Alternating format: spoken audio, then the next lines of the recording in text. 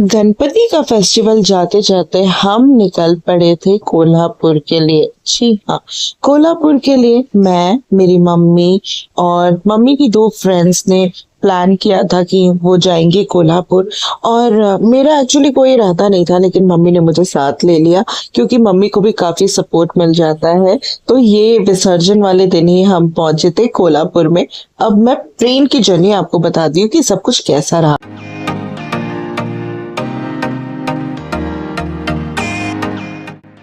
क्योंकि मेरी सीट ऊपर की थी और मुझे ऊपर वाली सीट ही बहुत पसंद है, मम्मी लोग नीचे बुला रहे थे कि भाई तुम नीचे आ जाओ। और बाहर का तो इतना ब्यूटीफुल नज़ारा था, क्योंकि जब मुंबई टू कोल्हापुर आप जाते हो ना तो बहुत अच्छे अच्छे स्टेशन आते हैं, जैसे लोनावाला, खंडा। यहाँ मम्मी ना थोड़ा सा बालों को लेकर कॉन्शियस हो रही थी। मम्मी की फ्रेंड्स बहुत अच्छी हैं और हम लोगों ने सुबह पकड़ी थी कोयना एक्सप्रेस दादर से। बोलो, हम लोग कोल्हापुर जा रहे हैं। हाँ, मैं सही में ब्लॉगिंग ही कर रही हूँ। हम लोग कोल्हापुर जा रहे हैं। हम लोग कोल्हापुर जा रहे हैं दर्शन के लिए। और हम ये जो तीनों है ना, पता है हम लोग कहाँ से आए हुए थे? पहले हमारी दोस्ती कहाँ से हुई थी? हमारी दोस्ती हुई थी केदारनाथ, बद्रीनाथ, चार धाम से। अच्छा, पहली बार वही मिले थे? वही मिले थे हम लोग। और उसके बाद में हम लोगों की इतनी बातचीत होने लगी, इतनी बस बड़ा अच्छा लग रहा है मुझे। पुराने दोस्तों से मेरी दोस्ती हो गई और अच्छा लग रहा है। हम लोगों ने अभी देखिए लंच भी हम लोगों ने शेयर किया। उसके बाद हमने सुबह नाश्ता भी शेयर किया। और वो नाश्ते में क्या था पता है? इडली सांभर जो सावित्री बनाकर लाई थी और मैं ब्रेड बटर बनाकर लाई थी। मेरी बेटी ने तो बहुत जम के खाया। आने वाले स्टेशंस ना इतने अच्छे थे, जैसे खंडाला, लोनावाला, नेरुल और पुणे से होते हुए हम जाएंगे जेजुरी, फिर सातारा। बहुत अच्छे अच्छे स्टेशंस थे जहाँ पे वेदर भी बहुत अच्छा था। मैं जब भी अपने कंपार्टमेंट से डोर की तरफ जा रही थी ना, मुझे पता ही नहीं चल रहा था कि यार अंदर एसी है लेकिन बाहर भी इतनी ठंडक थी। अब यहाँ मम्मी लोग अपनी कॉफी को एंजॉय करते हुए मस्ती कर रहे थे। नेस कॉफी चाय।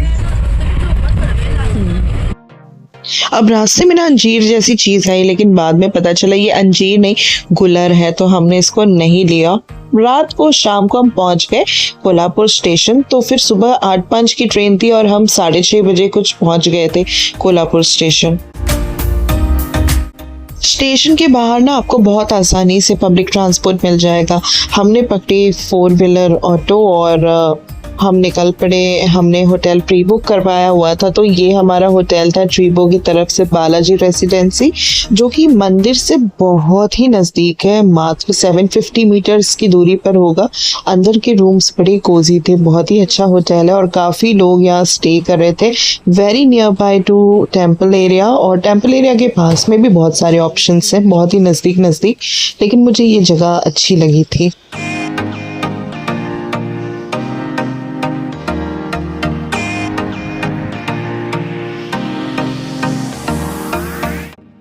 बेसिक सा होटल है। हम 4 लोग थे, तो मैंने ऐसा रूम चूज़ किया था जिसमें हम चारों एक ही रूम में रुक सके। और बहुत ज़्यादा अगर आप फैसिलिटी सोच रहे हैं ना, तो फिर यहाँ पे नहीं है वो चीज़। बट बहुत ही डिसेंट होटल है, एक 3 स्टार होटल है, तो उस लेवल का बहुत अच्छा था। हमारा कुछ टैरिफ हुआ था अराउंड 3.2 समथिंग 4 लोगों के लिए। ये खाना हमने वहाँ पहुँचते मैंने ऑर्डर कर लिया था अपने लिए बाहर से, और सब खाना पीना खाकर ना एकदम थकार के सो गए थे। वैसे होटल की टैरिफ के लिए ना आप लोग प्लीज़ इंक्वायरी कर लीजिएगा, बिकॉज मुझे तो ये डिस्काउंट ऑफर में मिला। आप बाथरूम देख सकते हो, बहुत ही बेसिक सा है। और यहाँ पे मैंने सोचा यार थोड़ा सा तो अकेलापन मिले जहाँ पे आप लोगों को हाई कर सको। तो आप जब भी किसी होली ट्रिप में जाए ना, किसी भी ऐसे ट्रिप में, तो हम लोग कोशिश करते हैं कि स्टे हमारा मिनिमल ही हो। हम कोई बहुत लीजर ट्रिप पे तो आए नहीं। पीछे से बोला हाय। अब अर्ली मॉर्निंग सुबह सब लगभग 4:15 4:30 बजे तक उठ गए थे, क्योंकि 5:30 बजे की सुबह सबसे पहली आरती होती महालक्ष्मी टेम्पल में। हमें वो आरती अटेंड करनी थी, लेकिन निकलते हुए लगभग 5:30-6 से ज़्यादा ही हो गए थे। यहाँ पे होटल अंदर से बंद था, लॉक था, तो स्टाफ थे वहाँ पे, उन्होंने उठे और उन्होंने अंदर से खोला। ऑटो ढूंढने में बहुत मुश्किल होती है, क्योंकि मम्मी लोगों को थोड़ा नी पेन की प्रॉब्लम है, बहुत ज़्यादा सब लोग चल नहीं पाते, इसीलिए हमने कहा कि वॉक करके नहीं जाएंगे, ऑटो कर लेते हैं। मम्मी लोगों को ना ऑटो तब भी नहीं मिले और हमको मंदिर तक ना पैदल ही जाना पड़ा।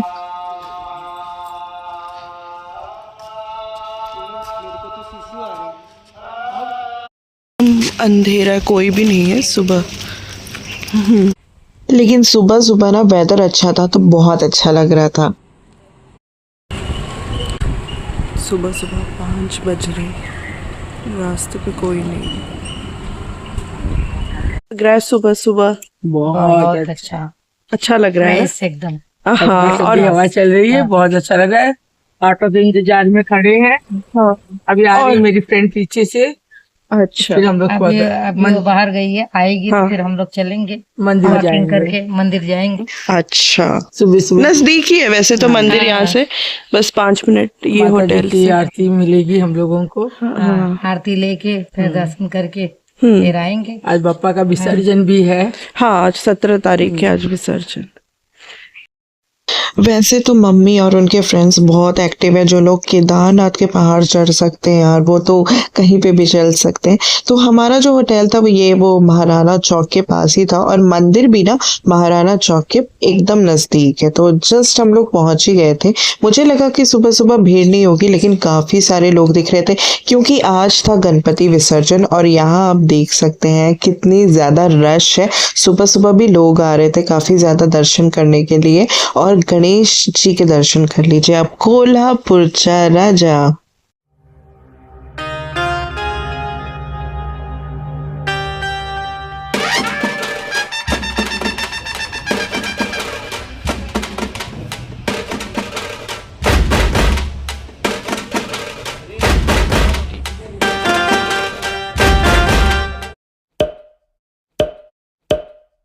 फाइनली अब यहाँ से गणपति जी के दर्शन करते हुए हम पहुंच गए मंदिर।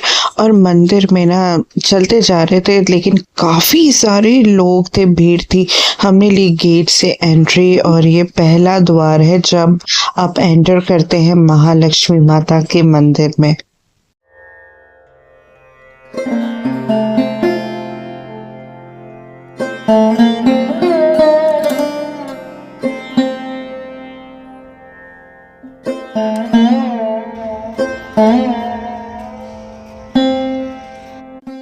दुकानें यहाँ पे बहुत सुबह सुबह ही खुल जाती हैं।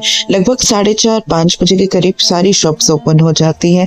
यहाँ पे आप मंदिर का गुंबद देख सकते हैं। दूर से ही मंदिर दिख रहा था ना, मन को बहुत प्रसन्नता मिल रही थी। साथ ही हम लोग जब शॉप पे पहुंचे तो यहाँ पे साड़ी चढ़ाई जाती है देवी माँ को और श्रृंगार का सामान चढ़ाया जाता है, जैसे चूड़ियाँ रहती है, सिंदूर हो गई, बिंदी हो गई। तो आप चाहे तो अपनी इच्छा पूर्वक आप ले सकते हैं सारी चीजें, वरना देवी माँ के चरणों में कमल भी चढ़ाया जाता है। तो आपको जैसा कन्वीनियंट लगे आप अपने लिए चढ़ावा खरीद सकते हैं। और मंदिर के बाहर ही चप्पल उतारने की सुविधा भी है, आप चाहें तो शॉप पे भी उतार सकते हैं या मंदिर में भी।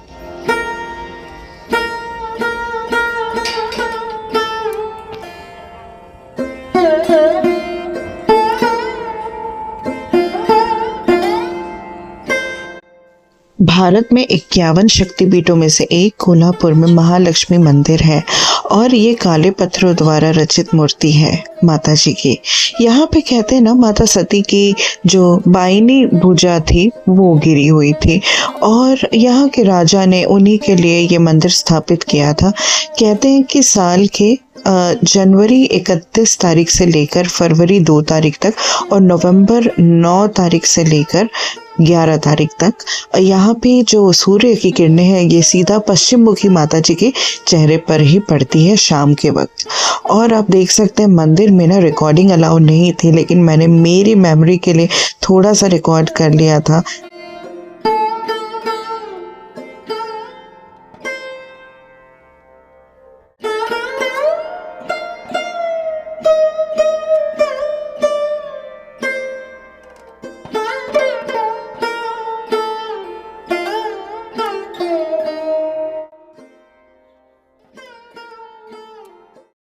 बस यहाँ पे मैंने अपनी कुछ चीज़ें रिकॉर्ड करी और फिर मंदिर देखते ही बनता है। बहुत खूबसूरत मंदिर है।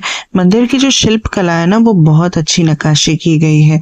साथ ही 11th सेंचुरी में बना मंदिर, मुझे तो आश्चर्य लगता है कि कैसे हमारे देश में मंदिर उस समय बन जाते थे। एक ज़रा सा भी सीमेंट कहीं नहीं यूज़ किया हुआ, स्लैब के ऊपर स्लैब कैसे रखा गया होगा, किस तरीके से इतनी अच्छी कार्विंग की गई होगी, एकदम आश्चर्य वाली बात है। मैं हनुमान भक्त हूँ और यहाँ पे आके ना मुझे साक्षात हनुमान जी के दर्शन हो गए, बहुत अच्छा लगा। अब बारी थी मंदिर से घर जाने की, लेकिन उससे पहले ना जो शॉपकीपर थे वो बड़े ही अच्छे, बहुत ही स्वीट थे, तो वो उनकी कुछ बातें सुनिएगा जो वो मुझसे खूब सारी बातें कर रहे थे।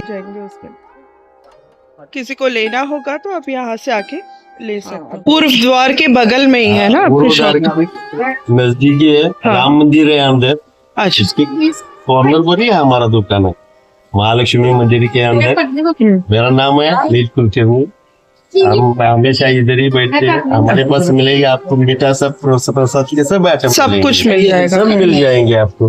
महालक्ष्मी का प्रसाद, जोरा, सब आइटम मिल जाएंगे आपके पास। और हर दिन बनाते हैं।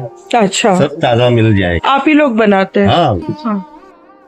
तो अब जो चीज़ें आप लोगों को अंधेरे में मैंने दिखाई थी वो उजाले में आप देख सकते हो। यहाँ पे महालक्ष्मी माता जी की मूर्तियाँ भी मिलती है और रुक्मिणी विट्ठल के मंदिर है अंदर भी, तो आप चाहो तो कुछ चीज़ें ले सकते हो यादगार के लिए। ये एंट्री गेट है जो कितनी सुंदर नक्काशी की गई है। बाहर निकलते ही आपको मॉर्निंग टाइम पे ना यहाँ अप्पे और चीला और बहुत सारी चीज़ें मिल जाएगी। और जो लेडीज़ थी ना वो बड़ी ही स्माइलिंग, मुझे बड़े प्यार से उन लोग ट्रीट कर रहे थे, बुला रहे थे। लेकिन हमारा नाश्ता था होटल में, तो अब हम पहुँच गए होटल, लेकिन एक बहुत बड़ा डिज़ास्टर हो गया था। अब वो डिज़ास्टर क्या हुआ था आप उसके लिए ना मेरा नेक्स्ट व्लॉग ज़रूर देखिएगा, कैसे हम भागे थे यहाँ से।